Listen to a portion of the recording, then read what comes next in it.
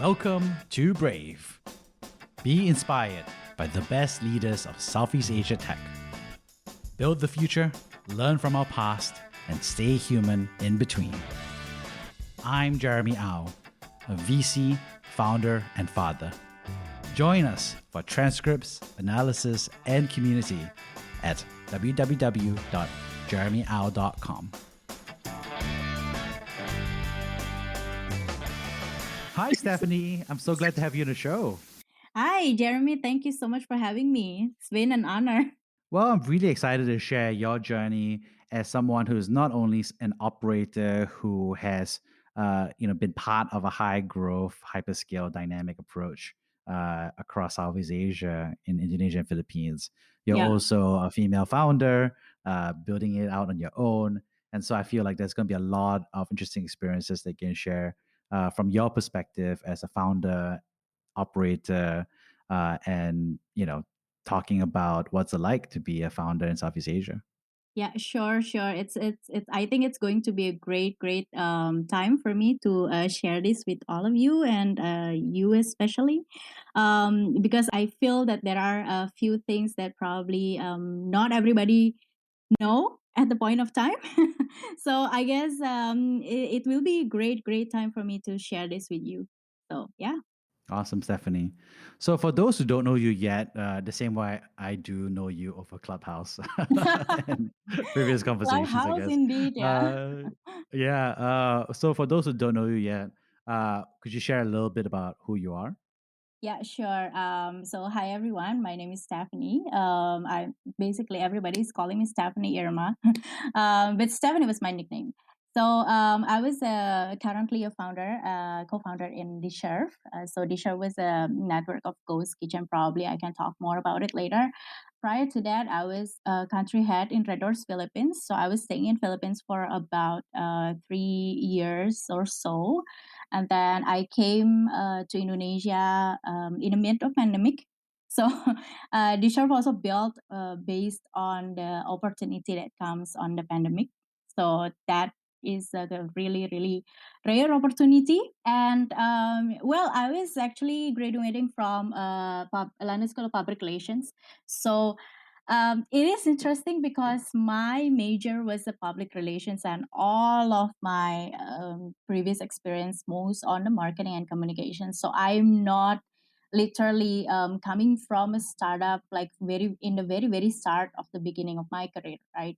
So I was like going here and there and trying to figuring out what is actually fit for me until I went into one of the startup in Indonesia called Sociola. Probably you guys hear it. And then that was my first time joining in a startup. So it is a kind of learning process for me until I went to RedDoorz and stayed there for 5 years. I grew into leading the business in Philippines and come back and start my own company. So yeah, I think that's most probably about myself. Yeah. So, you started out obviously like almost all Southeast Asians, right? Because Yeah, technology and startups was like came out of nowhere, right? And that is so so true. yeah. So there you were, being, an account executive and doing, customer relations. So at some point you were like, oh, I need to join Sociala and RedDoorz, right? So so how did you get that transition, I guess, from a normal corporate career to startups?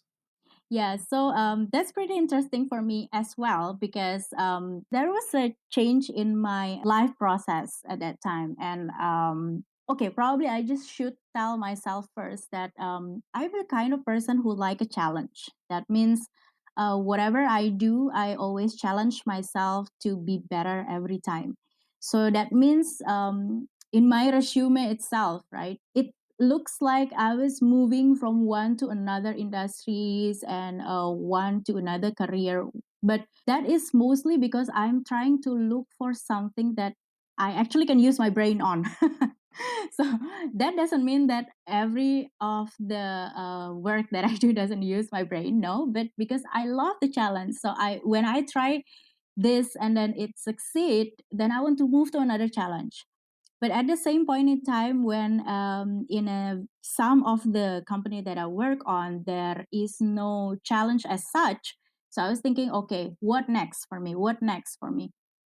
So I've been in a secretary world. The reason for that is very simple. Is because I was thinking, okay, maybe the secretary job is like very easy, so I just have to take it. And I see myself, if I cannot doing it, then I'm so sucks. So I was like challenging myself to do that. Then, in fact, I stay there for like 1.5 years doing a secretary things until I figured that okay, I reached to the point, and that is my age, and that is the time where startup is like booming that time. And at that time, I don't even actually know how does it look like work in startup and what is startup. I don't have any idea at all. So when I came to Socialite the very first time, I was a very early employee there. It is kind of surprising me because apparently, oh, startup world is a place where you actually can be free to experiment a lot of things. And it gives you kind of feeling, a thrilling feeling, like how if this not work, then you have to try something else. If this not work, then you have to try something else. But there is no guidebook on that. There is no playbook on that. There is no such thing like okay, so if this failed, then you have to do this. If this failed, then you have to do this, right? But it comes naturally on your creativity and on your what I can say is more your passion and your knowledge. And if somebody cannot teach you, then you have to learn by yourself, learning by like literally everything. Until um until at that time I was like facing a some kind of process in my life. Then I moved to RedDoorz. In RedDoorz itself, my first job is not uh, leading the operations, is not a head of things. So I started everything from scratch, from being an account executive, meanings like you have to manage the partner and those kind of stuff. And that, I mean, in terms of relationship, that is not new to me. But when there is a challenge like, oh, being an account manager, you also have to do like understanding the business itself, because you have to analyze the performance of your partner. How does the business work for them? How does the numbers work for them? And that is pretty much a challenge for me. And I see that as an opportunity for me to learn something new. And that is bring me to the point where I have to learn everything by my own from scratch again. Because if I can tell you, the reason why I'm being into a PR is because I don't want to deal with numbers. I don't want to deal with numbers. But when I go into RedDoorz and I saw how important it is, so I have to make myself available to learn and learn every day. And that what brings me into this point today, I guess. Wow, that's really, you started really from the bottom, right? And you kind of Yeah. like work your way to the top in that sense. So when you were working at Sociola, like what did you learn about startups while you were there? Because, it's very common, right? A lot of people, they transition from a normal career into a startup and they get very confused, right? Very. So what did you learn in your first technology job at that time? At that time was my I think they entrusted me with more into the marketing things as well. But I do know for sure that when I go there, there is absolutely nothing for me to work with. That means I'm dealing with a blank canvas. I think that's how I vision it. Like I'm dealing with a blank canvas where I have to draw something in it and I have to make it sell. So it is very challenging. And I think the learning that I got is how do I adapt with that situation where I have to create something from scratch and make it into a real business sense.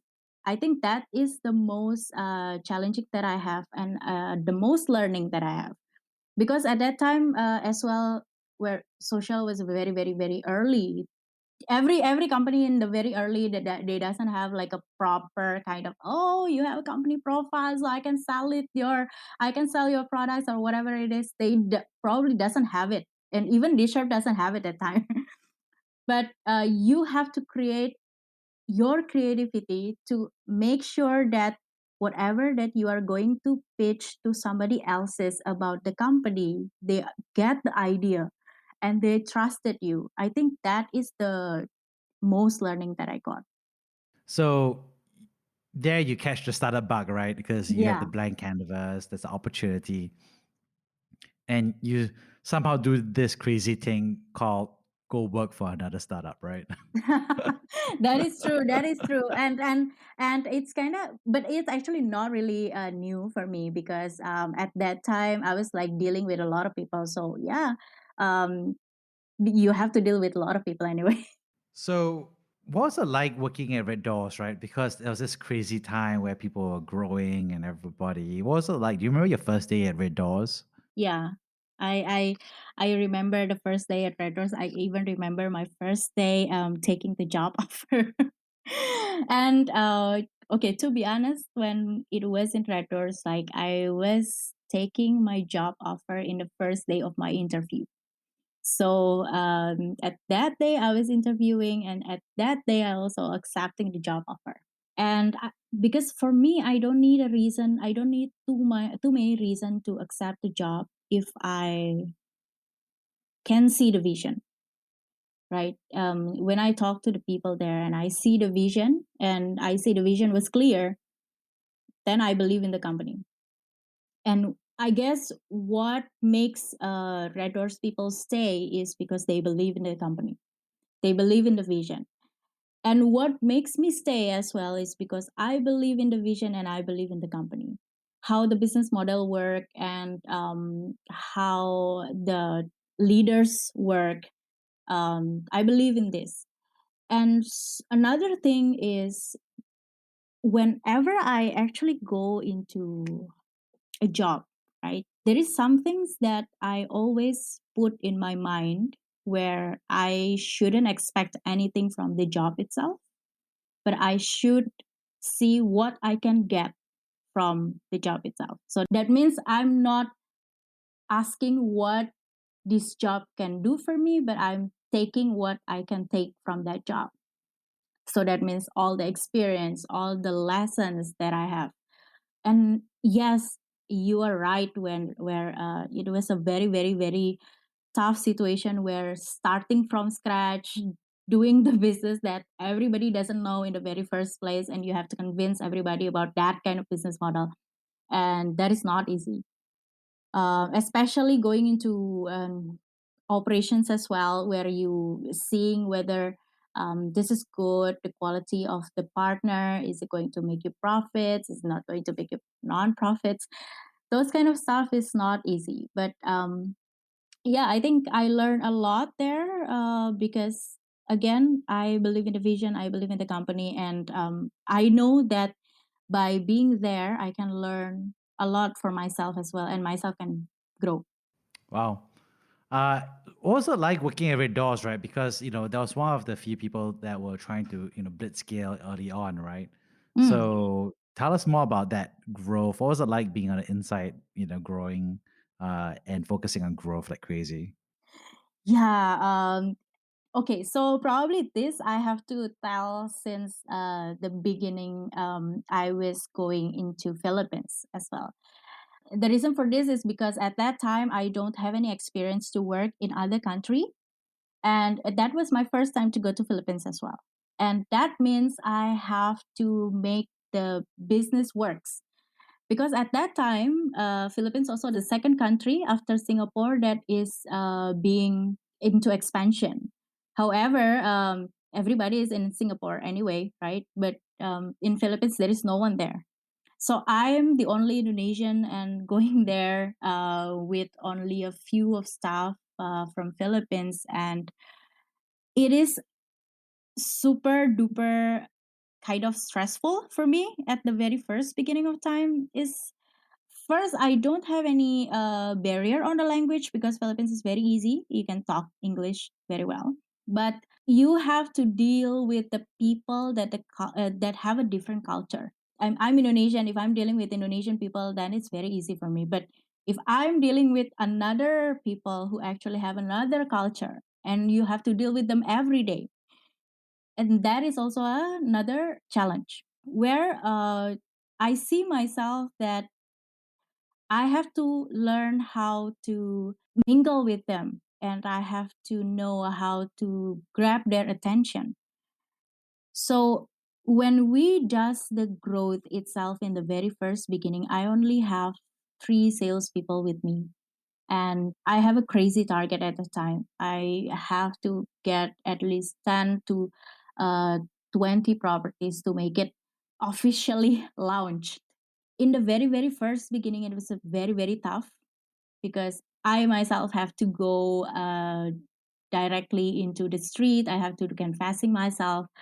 I have to do everything practically myself. There is only one HR who actually helping me, and that HR is also coming from Indonesia, so he's not in Philippines.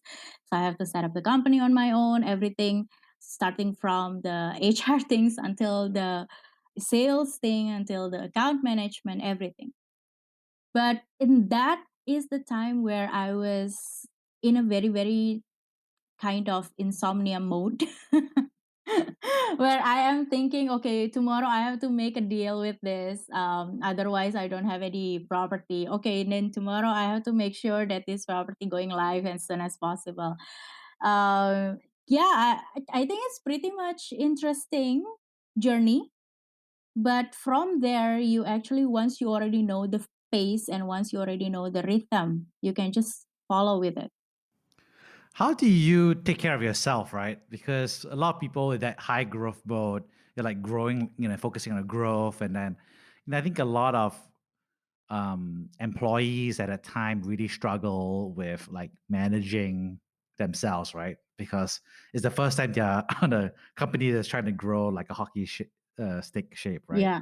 So, how do you have any advice for people about how to take care of themselves as they, take on new responsibilities, get pushed to the limit, do new things, enter new countries? Yeah. So I think the first advice that I have is knowing yourself at first. Knowing yourself at first is very important because if you don't know how far yourself can take, then you don't know what kind of limit that you have to have for your own self. I know that every people have a time in life and everybody have a phase in life, right?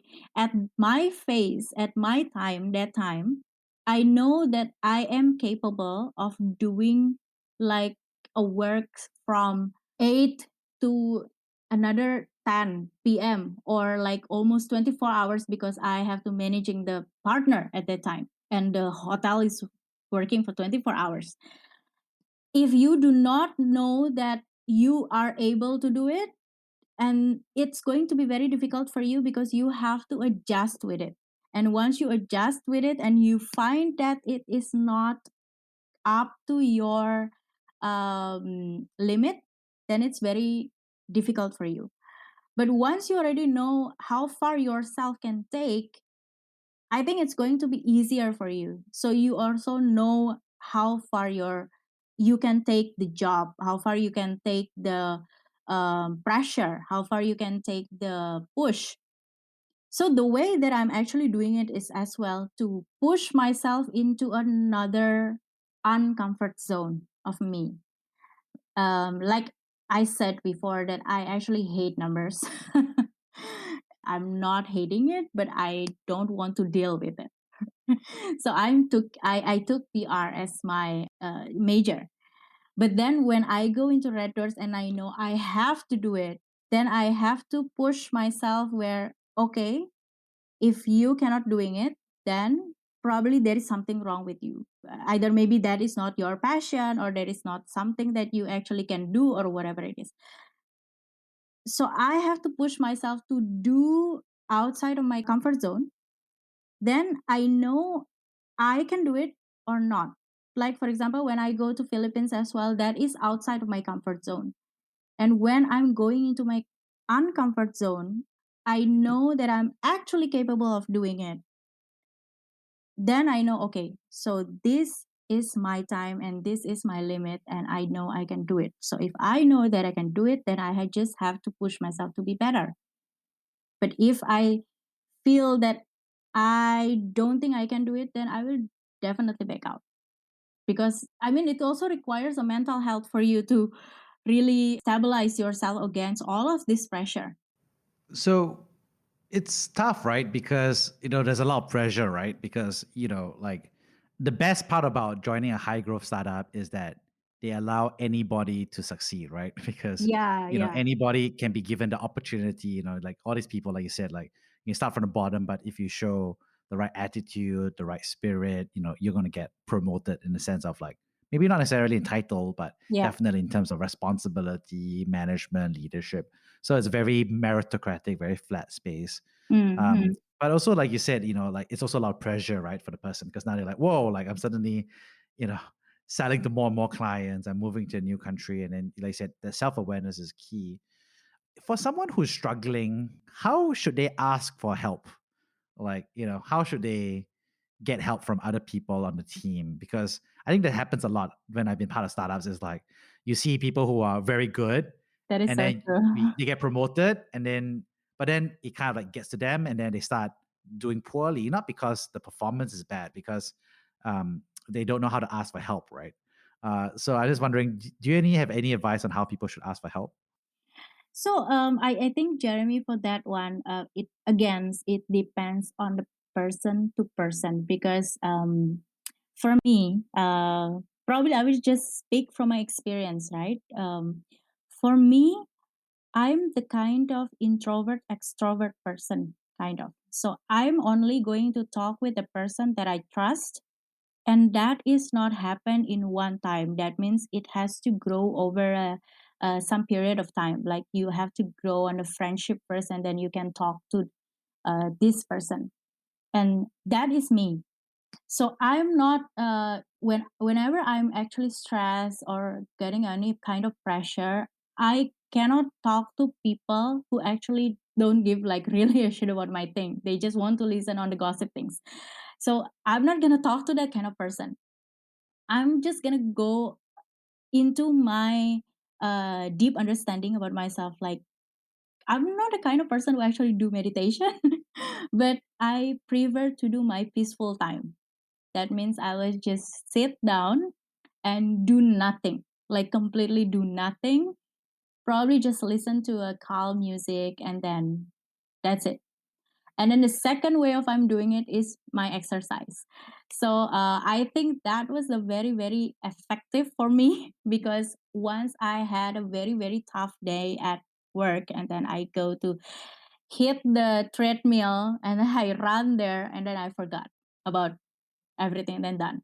So it depends on the person again. There are some person who actually can release their emotion by talking to some other people, and can they release some stress because they have friends to talk to.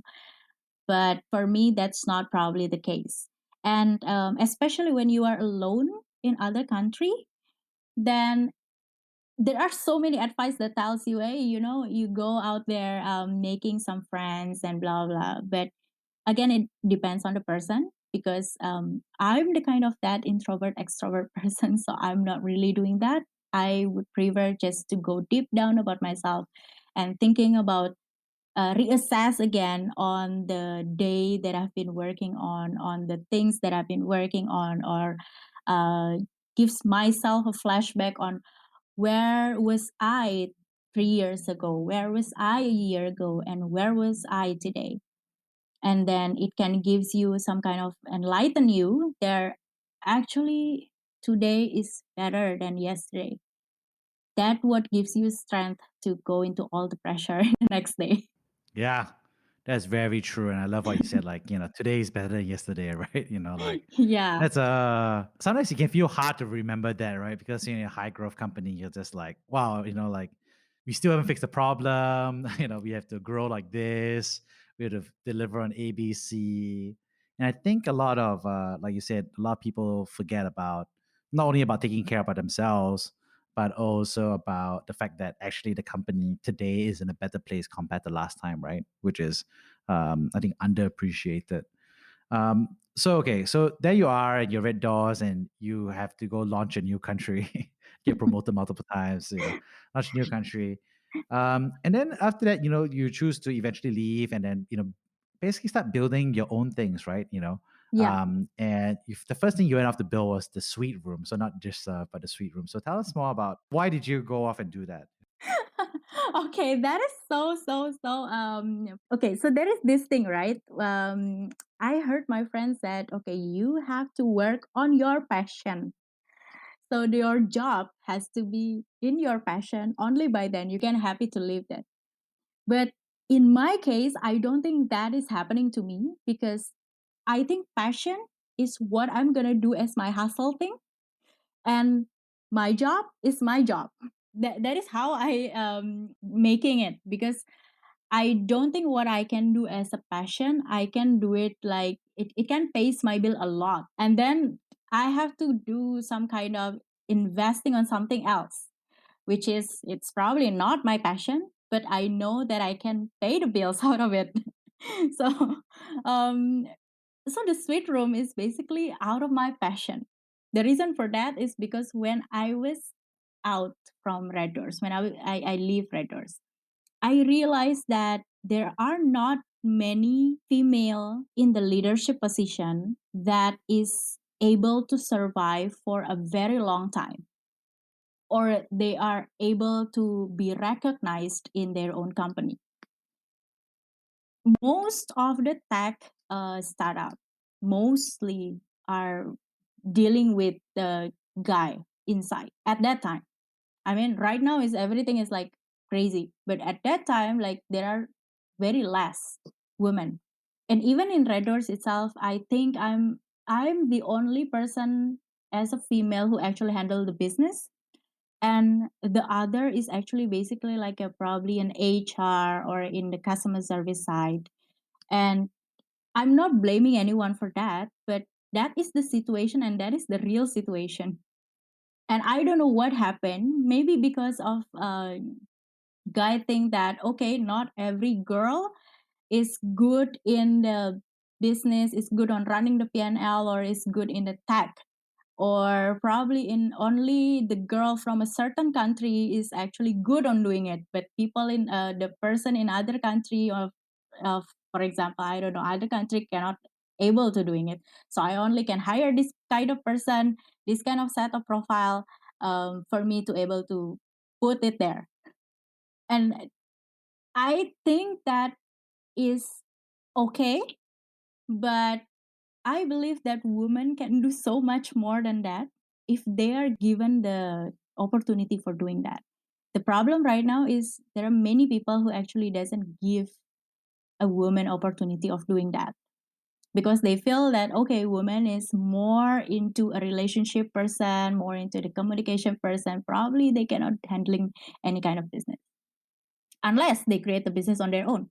So that is something that I realized, and I was thinking, okay, what if I create some kind of a community where people is getting more knowledge, more insights, more can talk to other people, talk to each other. So this idea of the sweet room came when I was in traveling, since I was leaving RedDoorz and then I was traveling.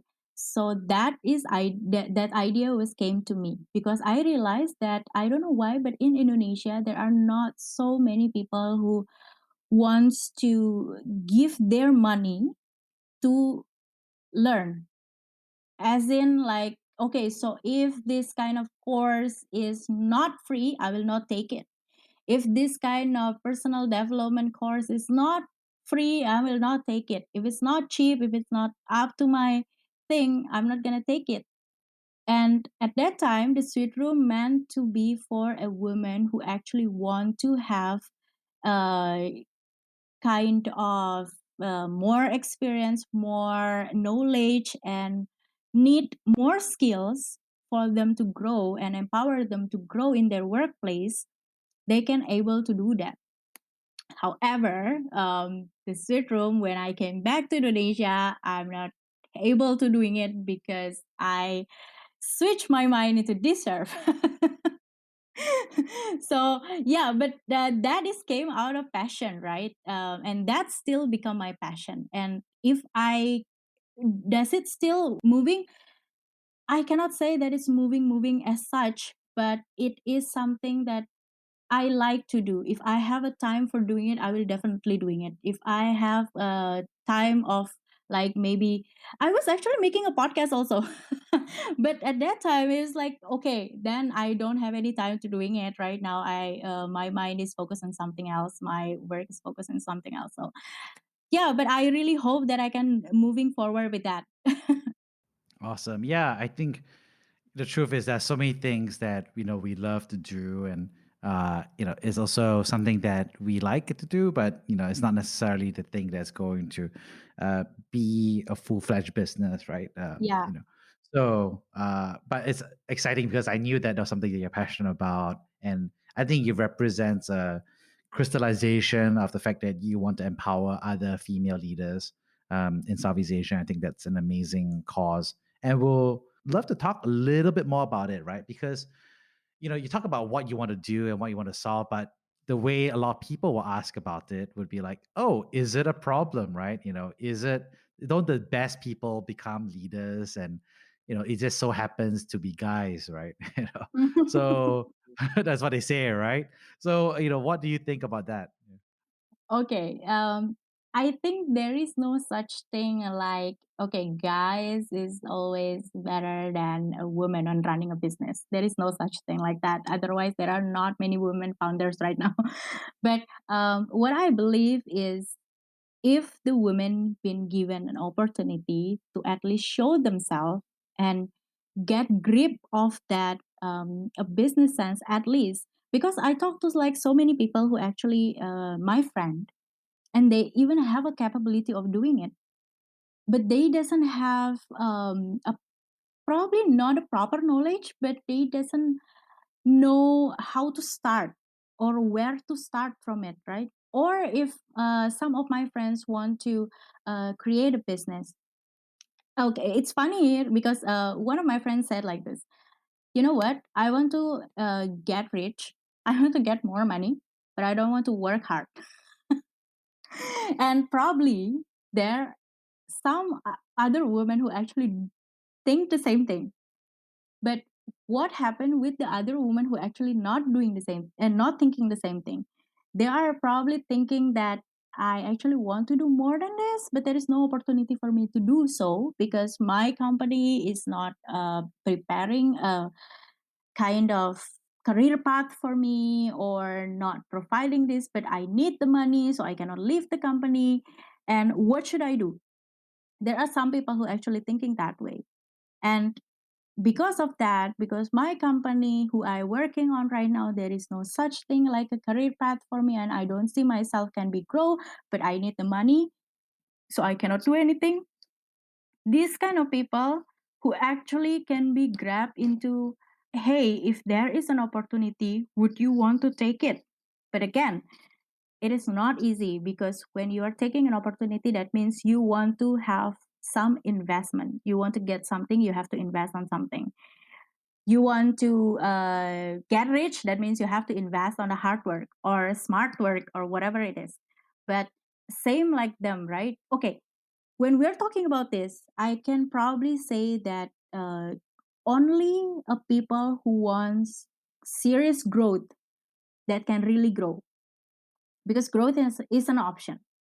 I mean, you can do something, be good at it, and keep doing it over the period of time. Or you can take a leap and try something new and take a risk of failure, because from failure, it comes a lesson. And from lesson, it comes a growth. But with that being said, that doesn't mean that you should focus on what your strengths are only. But I mean, along the way, the door of opportunity will open. Now, it's your choice to take that opportunity or not. Because if you're afraid to taking it and keep staying in your comfort zone, then it is not a movement. It is only a surviving method to keep where your position are. So I think that's what I believe. So what I actually want to do is to remind these people, if there is an opportunity, you should take it and not be afraid to not take it because you keep saying that I am not capable to doing it. Because everybody is capable of doing something. It's just a matter of you want to learn and you want to grow from it and you want to move outside your comfort zone or not. That's probably that is my point of view. But in terms of gender, I can say that you are a guy, you are a woman, everybody is the same. You have the same capability. You just probably have the different priority. Wow, that's amazing, and I totally agree with you. Right? I think we're saying men and women both have the same capability to be awesome and do incredible things, and it's about creating more opportunities for women to be able to discover that about themselves. Yeah. And what I really love about you said is that you're not just talking about it; you're also walking the talk, right? You yourself, as you built out, TSR, you also chose to become a co-founder and found a business as well. After your experiences as an operator in technology, now you're being a founder. So tell us more about why you decided to co-found DishServe. Okay. So like what I said before, the growth is an option. So for me, when I came back to Indonesia and I saw a lot of people who jobless and they got fired from the job and then they just being at home, they cannot do anything. Lockdown happened. Even all of my friends who actually work in the art industries, they cannot get any work because what they do is actually perform on the stage. And for people who have performed on the stage, that kind of job is gone because everybody in a lockdown. Now what do? They actually just be at home. What do they can do at home? Nothing, just sell. What do they need to sell? Something that they can produce by their own. Something that they can produce by their own is something that they can cook. That is an easiest way because I mean everybody can cook. At least something, right? At that time, I was thinking that okay, when I came back to Indonesia, in my position right now, there was a time when you are in that kind of position as mine. When I go out from RedDoorz, you probably are going to be very picky about your work next, what you are going to work on next. You're going to be very picky because you already know how it goes from the start and how it goes on the leadership position and what do you want to be the next. Now, at that point in time, when I was thinking what I want to be the next, then I'm coming into a conclusion where I have to create an opportunity for my own because nobody will create the opportunity for me. Then what I do is I'm taking the opportunity in this space where I see a problem to solve, which is people at home and then they want to sell something, they want to earn money and they cannot create more money because they have a non capability of selling it beyond their friends and families. I took that opportunity to create the opportunity for my own self, which is okay, if you have the problem, then I will provide you the solution. And what comes up from that solution is an opportunity for me to make the business out of it. And make the business out of it meanings I'm not only taking about profit, but I'm also talking about how do I going to help these people. Because again, the reason why I'm starting the sweet room is because I want to help the women.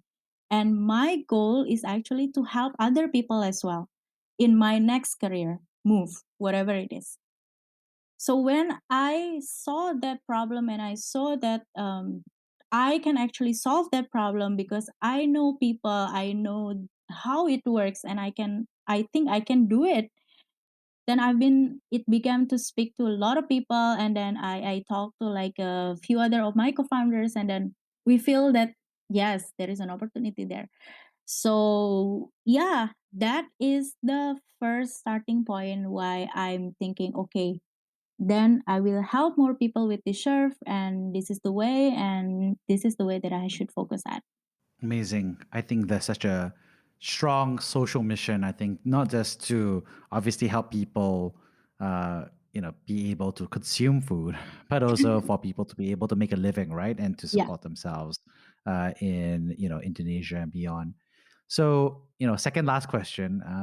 So when you think about DishServe and what you're trying to do, I think when people think about people in Indonesia, obviously a lot of these people are blue collar. They've been people who are looking for gig work, right? Okay. And people have a lot of like beliefs, right, about this group of Mhm. people, right? Mm. So I'm just wondering, are there any misconceptions about them that because you've worked with them, across multiple jobs, Mm. are Mm. there any common misconceptions that people have that you like to clarify or clear up? Okay, so there are some misconceptions out there about possible of anything, basically, about the women, about how the cloud kitchen works, about everything. And I don't have like a pretty much thing to clarify on, because everybody is have a right on their opinion. However, what I can tell is we are as in Indonesia, right? So probably this I can speak from my experience in the Philippines as well. So when I go to Philippines and then I deal with a lot of people there, I think I have a thought that hey, you know what, Indonesian people is better. So I'm so sorry, but that was my opinion at that time. But then after that, I came to Indonesia and I deal with these people as well. And then actually, that's not true. And that is something that I can say. So even people have an opinion unless you are actually go into it and deal with those people. Only by then you actually know what is the truth behind it, because you can always do a comparison, right? But it's all basis on the opinion, and it's all basis on your experience. Like just like for example, if you are on a relationship and then you are dealing with a bad guy every time in your relationship, then you will have an opinion that okay, every guy is bad. But there are also a time where you also deal with the good people, like very very good people, you will have an opinion no, guy is always good. So people have a right on their opinion, but unless you are really deal with it and you are go into deep with it, only by that you are knowing the truth. So yeah, I guess that's that's the thing.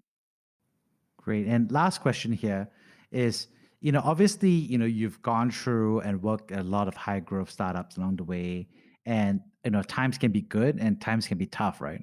So, have there been any obstacles or adversity that you've overcome and that you had to be brave in order to overcome them? Yeah, I do. First of all, is for me as a person who actually go to other countries and never been into that country before at all alone, it requires a really, really great brave, and I can say perseverance, because you are alone there, you know nobody, and you have to deal with it by your own self. And when you are trying to get into action, there are so many pressure around you. So I guess unless you are brave and you are having your own perseverance and you have your own self-awareness, it is impossible to achieve. So I think there are so many people out there that think I cannot do anything because I am not capable of it, or there is no opportunity out of it. It comes to the second point of my thing, which is to go out from your comfort zone. It requires a brave. So you have to know when you are out of your comfort zone, you have to prepare for your own mental and for your own self. Because when you are out from your comfort zone, there might be a lot of risk that you have to take. And all of them can resulting in a good way or resulting in a bad way. And you have to prepare for every possibilities. So in my personal opinion and in my personal experience as well, those are the things where I have to be brave in terms of doing things. And probably the third thing is when I start the business on my own, right? It is not easy. Like I said, you have to probably really convince a lot of people about the business model that you are going to have. You have to convince people on how it works, and it will work. I think it requires a lot of bravery. So I also salute to all the founders out there, especially the single founder, because I know it is not easy to create a company from scratch by your own self and you have no one to talk to. Yeah, I think that's on my opinion. Wow. Thank you so much, Stephanie, for sharing not just your personal journey and but also so much more. I wanted to kind of like recap the three things that I found really powerful about what you shared as we wrap things up. I think the first, of course, was your own personal journey, working your way from the bottom all the way up the ranks to become an account manager, and then launching a new country for RedDoorz to becoming a founder today, right? So I think that's really inspiring because it's not easy to work your way up, right? And I really appreciate you just sharing about the reality about it. Because a lot of people feel like, oh, founders become a founder immediately, right? But they don't see all the hard work over the many years that you did in the technology world to get there. And the second thing, of course, I really appreciated was you sharing about how men and women in Southeast Asia are equally good at startups and being They do. founders. Yeah, exactly. And it's just that we do have a responsibility to give more opportunities to women who didn't have that space or time, right, to be able to explore that. Yeah. And lastly, of course, I'm very impressed by the fact that you're not just walking the talk. Sorry, not just talking the walk, but you're also walking the talk by also being a founder of DishServe and pushing to give people new jobs and opportunities to make an income in not just for themselves but for their family. So thank you so much, Stephanie. Thank you so much, Jeremy. It's been a pleasure of sharing this journey with you, and yeah, all the best.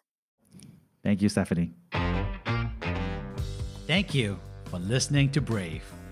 If you enjoyed this podcast, please share this episode with friends and colleagues. Sign up at www.jeremyau.com to discuss this episode with other community members in our forum. Stay well and stay brave.